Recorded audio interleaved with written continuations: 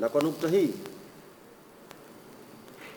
uongozi wa klabu ya Young Africans kupitia kamati yake tendaji ulikutana Jumamosi kama ulivyowajulisha hapo mwanzo, ukaenda kuchakata hilo jambo, na sasa wamekuja na mshindi ambaye ameshinda kwenye tenda hiyo. Nichukue fursa hii, ndugu zangu waandishi wa habari, wanachama, mashabiki, wapenzi wa klabu yetu Young Africans na Watanzania kwa ujumla, kuwatangazia kwamba kampuni ya GSM Tanzania Limited ndiyo kampuni iliyoshinda tenda ya ujenzi wa klabu yetu Young Africans. Naomba nirudie hapo. Baada ya kamati tendaji kupitia mchakato wote wa maombi yote ambayo yametumwa siku ya Jumamosi, viongozi wetu walimpitisha kampuni ya GSM Tanzania Limited kuwa mshindi wa tenda ya kujenga uwanja wetu wa Young Africans Sports Club. Sasa baada ya GSM kushinda na kamati tendaji kujiridhisha kwa vigezo vyote ambavyo tuliviainisha kwamba huyu ndiyo anastahili, nini hatua inayofuatia hapo?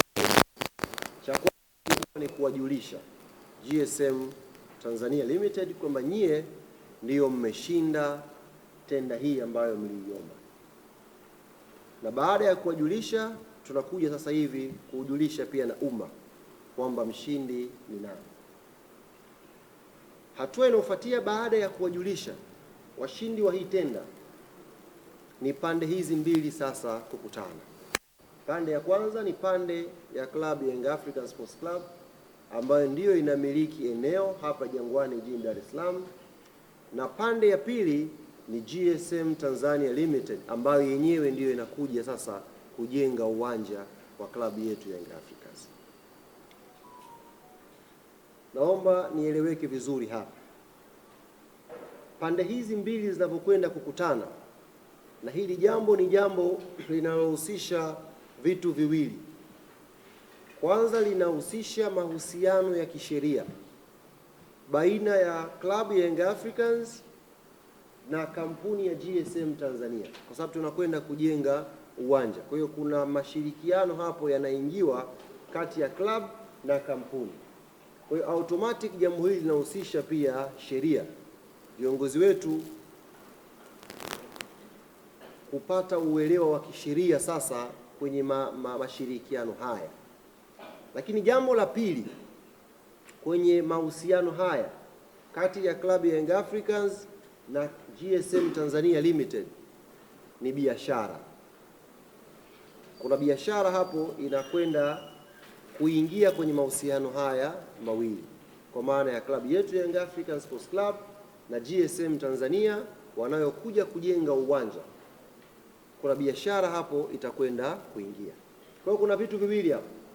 Kuna sheria, kwa maana ya kufahamu sasa modality ya kisheria ya mahusiano haya kati ya klabu hii ya Yanga na kampuni ya GSM. Tunawekaje hiyo kisheria? Modality gani ni nzuri kuliendea hili jambo?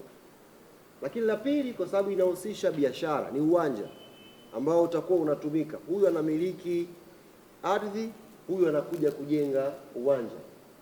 Haya mahusiano kwenye biashara yanakuwa na mwongozo gani? Kwa kutambua hilo na kwa kuthamini uweledi, uwazi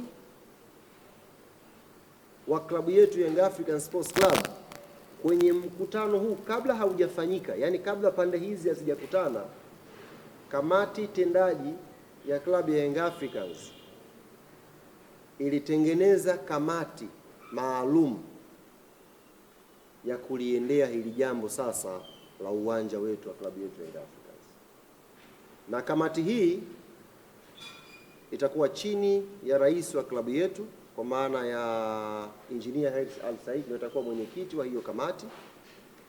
Wajumbe wote wa kamati tendaji wanaingia pia kuwa wajumbe, wa kamati hiyo ambayo itatoka hapa kwenda kukutana na kampuni ya GSM Tanzania Limited, lakini kwa kuzingatia fakta mbili ambazo nimwadokeza awali, kwa maana ya mlengo wa kisheria kwenye mahusiano haya na mlengo wa kibiashara. Wako wajumbe wawili ambao kamati tendaji ya klabu yetu Young Africans imewaongeza kwenye kamati hii.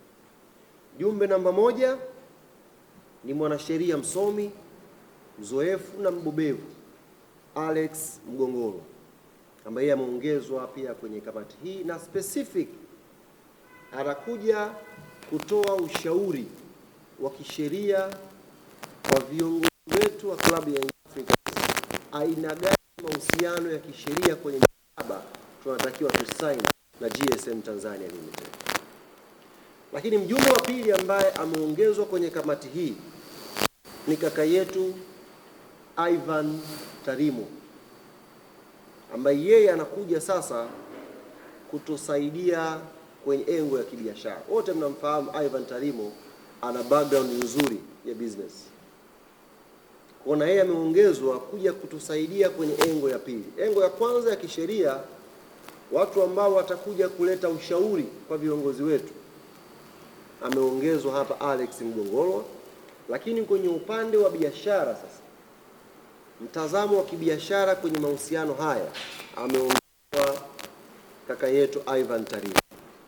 Hiyo ndiyo kamati iliyoundwa na kamati tendaji ya klabu yetu Young Africans kushughulikia jambo hili la uwanja. Mwenyekiti wake atakuwa rais wa club Engineer Hersi Ali Said. Wajumbe wa kamati tendaji watakuwa ni wajumbe automatic wa kamati hiyo, plus wajumbe wawili ambao tumewaongeza. Mmoja kwenye uwanda wa sheria Alex Mgongolo, wa pili ni Ivan Tarimo kwenye eneo la biashara.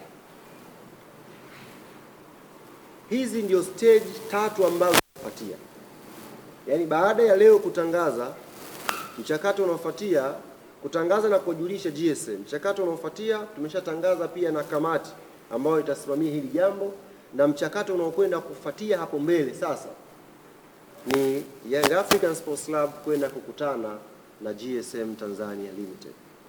Ziko stage mbali za kuliendea hili jambo, na mimi sitaki kupita wote leo. Nataka twende hatua kwa hatua, nisijaze vitu vingi kwenye vichwa vyenu mkashindwa kuvichakata. Nataka twende hatua kwa hatua, kama tulivyoahidi kwamba tumetangaza tenda ndani ya siku kadhaa tutarudi kuwajuza, na tumefanya hivyo.